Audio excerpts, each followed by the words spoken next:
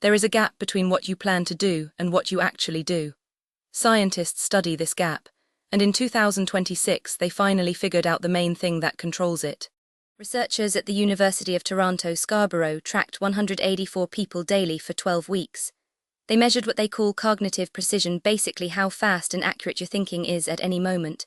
And they found this number predicted the gap between what people planned to do and what they actually did better than anything else. Better than personality. Better than how motivated they felt. Better than how hard they tried. A separate study from Korea published in the British journal Occupational and Environmental Medicine in 2025 took this idea even further. They used actual brain scans on people who regularly overworked. What they found was that overwork physically changes brain structure. People who consistently worked too many hours showed measurable reductions in brain tissue in areas linked to thinking and emotional control. So when you feel like your brain is foggy after a week of pushing too hard, that is not just you being dramatic. The research from 2025 shows it is a real physical process. Overwork depletes neural resources.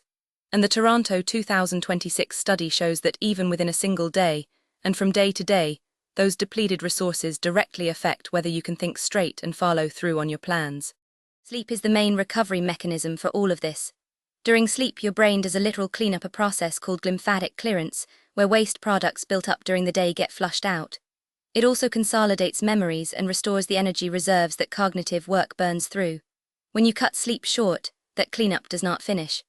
And the next day's brain is starting from a partially exhausted state. There is also a timing effect. In the Toronto study, mental sharpness was highest in the morning and declined through the day. This matches what sleep research has shown about the brain's natural ultradian and circadian rhythms, roughly 90-minute cycles of higher and lower alertness that repeat throughout the day, sitting on top of an overall downward curve from morning to evening for most people. The intention-behavior gap the name scientists give to the space between what you plan to do and what you do was most predictable from cognitive precision scores. Not from willpower measures, not from personality tests. This is important because it means the people beating themselves up for not following through on their plans may not need more motivation. They may need better sleep and fewer 12-hour days. The practical conclusion from all of this: your brain has a daily budget. The budget is set mostly by how well you slept. It gets spent faster when you do complex thinking or emotional regulation. And if you spend more than you have either in one big surge or over weeks of overwork, the debt shows up in foggy thinking, stalled plans, and lower ambition. You cannot hustle your way past brain biology. Do you track when you do your best thinking? Or do you just hope for the best each day?